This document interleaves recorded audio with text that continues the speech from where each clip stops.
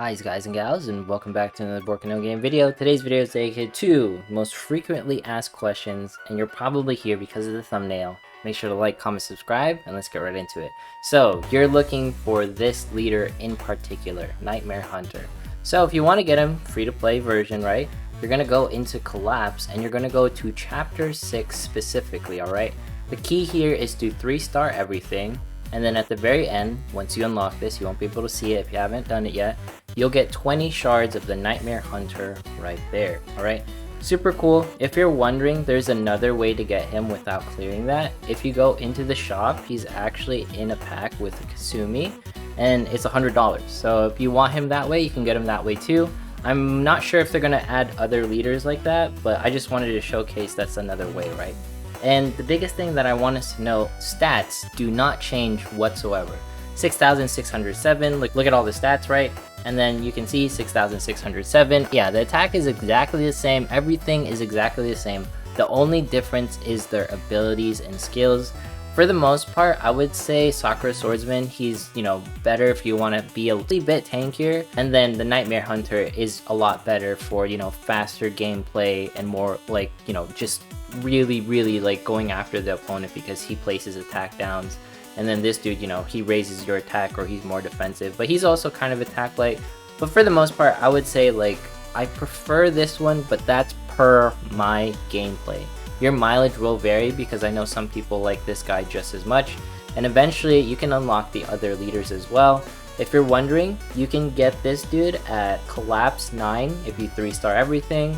This dude at Collapse 14, pretty much if you 3-star everything, and then this one's either Collapse 16 or 17 if you 3-star everything. If you're wondering where I'm getting all this information, this is from the official Discords, so shout out to them. Thank you so much for putting out this information. Next thing is going to be, is this game free-to-play friendly? And we gotta bring up this sheet right here. Shoutouts to Tintin, because this is the person who made it.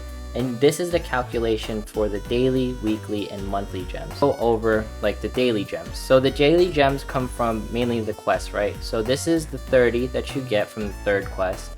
This is the 50 that you get from the 4th quest. And then this is the 60 that you get from pretty much the 5th quest, right? And then let's go over the other daily things. Let's go into Arena. And just note, we're going to cover 2 things when we jump in here. So if you do your 3 daily wins, you get the 10 diamonds, right? And just note, let's cover the weekly portion really quick. These are the rewards, the left hand in particular. If you score pretty much in platinum, you get 50 diamonds. That's super important because that's, pretty much the free-to-play rank that you want to get to score the 50 diamonds every single week. You don't have to score like the Diamond Master or King to earn the 460 that, you saw earlier on the weekly, right? You just have to score in the platinum and you can get the 460 gems. I just wanted to show that really quick. Next thing is going to be in the free shop. So let's go over like the daily, weekly, and monthly as well. So remember, I showed this, right? All right. Next thing is going to be, we get a daily set of 20 diamonds per day, and then we get 2 SSR shards. And then on the weekly pack, you get 60 diamonds and then 10 shards, which is super amazing. I like that value. And then pretty much the monthly pack, you get 60 diamonds and 10 shards, right? Exactly the same as the weekly one. So that's really great value, I have to say. And then, of course, we got to talk about the daily claim, pretty much like the time sets. So there's 11 a.m. PST, I believe, 5 p.m. PST, and 9 p.m. PST, right? So that's super amazing, and I believe they linger for roughly an hour to 2 hours, so you don't have to be there on the dot. And feel free to correct me if I'm wrong in the comments. This is just me going over the sheets, right? And then the thing that I wanted to note that's why it's so important to get the daily claim is because you also get stamina, which is super important in order to progress in the game, right? Because you want to get as far as possible in dreams as you humanly can. The next thing that I wanted to cover was trials, because that's also another place that you can get a varying degree of diamonds from. Exploration specifically, you can get upwards to 10 diamonds, but the thing is, it costs 30 stamina to run one of these, so it's up to you whether you want to do it. But it's also a great place for another resource that we'll talk about. So, roughly averaging, you get 8,200 diamonds per month, which is absolutely amazing value. And I would say that scores you into the free-to-play area. if you're wondering, can you get, you know, like character shards from all these different, like, you know, there's a shard system. Is the shard system actually free to play friendly? Yes, it is. So we talked about it earlier, you know, based off of the daily shards that you get, right? You get 2 per day, and then you get 10 per day or 10 per week, and then, you know, 10 per month. This is actually really good. The thing is that you have to account for, if you go into inventory, is that these shards are completely random. So you can't select them like in the SR version where it says you have to collect 60 and then you get one particular SR partner. This one's randomized, so you can't just be like, I want this SSR partner shard and I'm going to, you know, get another copy of Miyuki. It doesn't work that way. But the thing is there's other ways to get like SSR shards. Like for example, if where is my Nina? Right there. If I lens her up, right, then I can get other SSR shards, which is super amazing. Like this one I got Maki and it was only a 2-star upgrade. My 3-star upgrade I got, you know, Yuffie, and then so on and so forth. It's randomized, and other characters have this capability as well. So I would say that alone makes it more free to play. You can also get character shards from, you know, the daily trials right here. There's like a cap of like 4 times. You'll get some shards right there. And then you can also get them from Arcana. You can see right here, you get SSR shards, right? And then you also get SSR gear, which is absolutely amazing. And this also falls into their wonderful dupe system, which is the Lost Mirror. What are Lost Mirrors? This is essentially what's used to upgrade characters with the dupe system, right?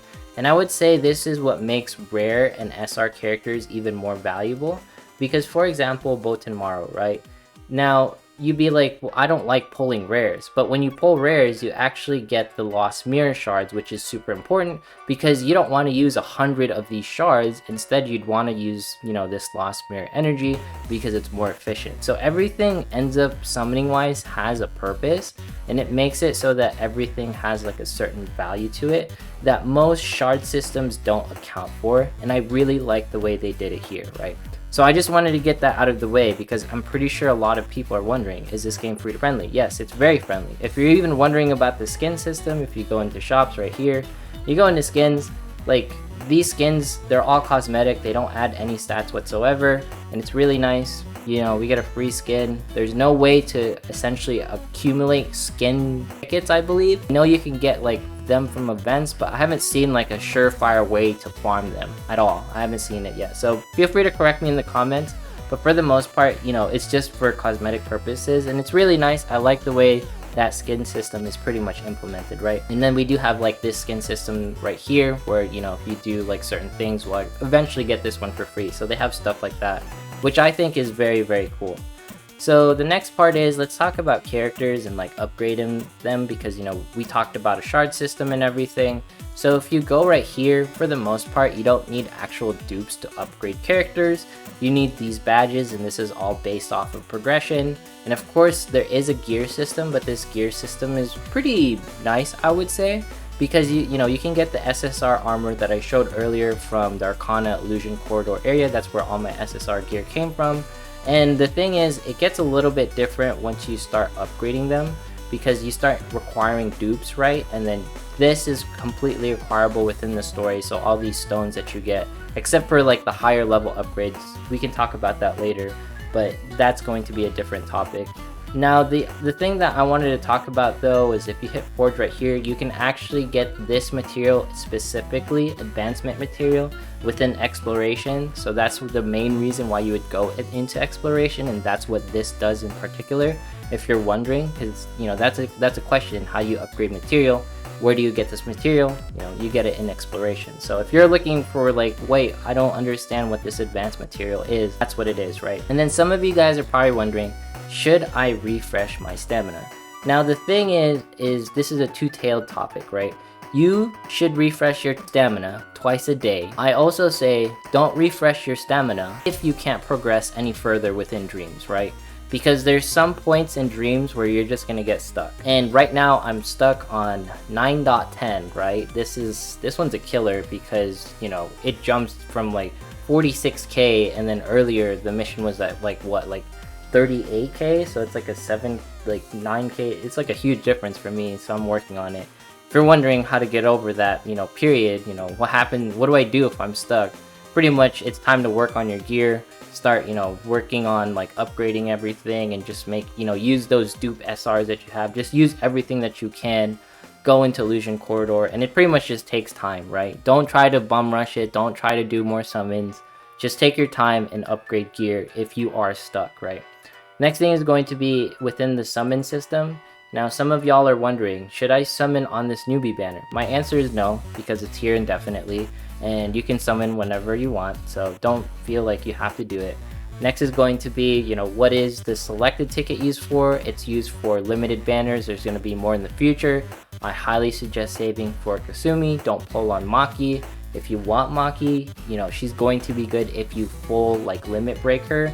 So it's up to you whether you want to get Maki or Kasumi. Kasumi is better. There's a video that Vulcan made, you know, check that one out. I pretty much agree with his Kasumi thoughts. Next is going to be, you know, if I want to roll on a banner, what should I, you know, roll on? Technically, this is the best banner that's meta, and it's mainly because of Miyuki.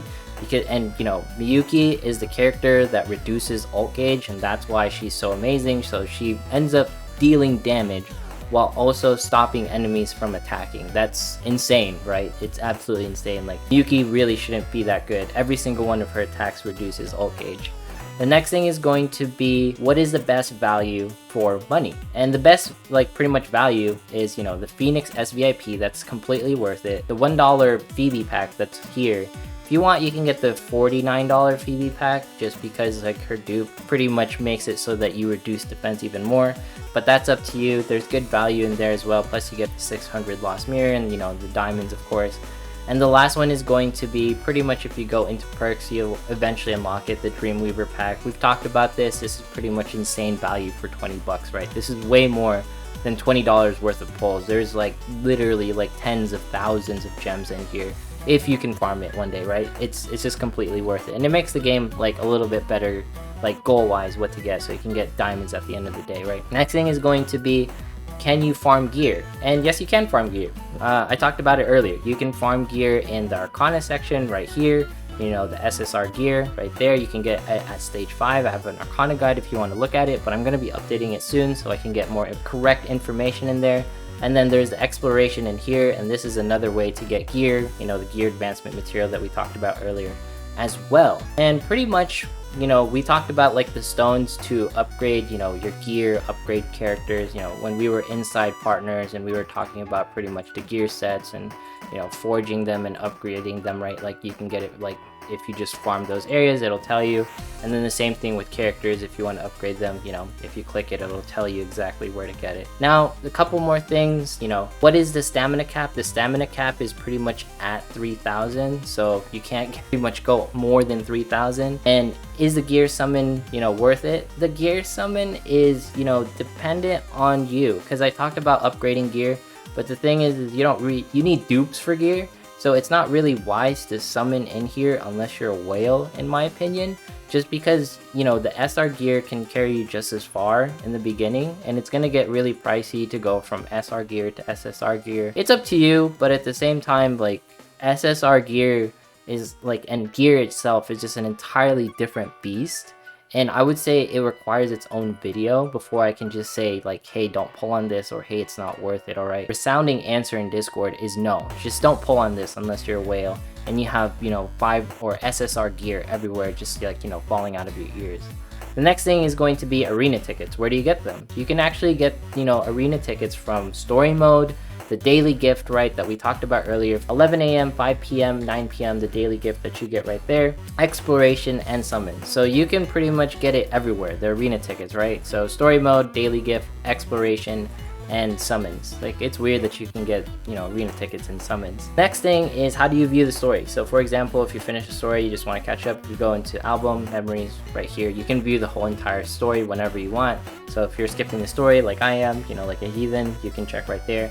Does this game have live PvP? Yes, it actually does. If you do friend battle and, you know, you add your friend in here, you can actually do live PvP if they're also online. This, that, and the third. Oh my god, you guys are strong. I'm nowhere near that strong. The next thing, the guild system. For the most part, it's pretty straightforward. It's just a flex, in my opinion. And if you're going to invest in anything, just invest in guild level up. This guild elites doesn't really do anything at all. All it does is like give someone a fancy title. So, you know, I have Vice Matters, Vice Guild Masters, and then Elites. So by the way, if you want to join a guild, feel free to join us. You know, if you're competitive, all that jazz, right? You know, feel free to join us. We're casual, by the way. We're pretty casual.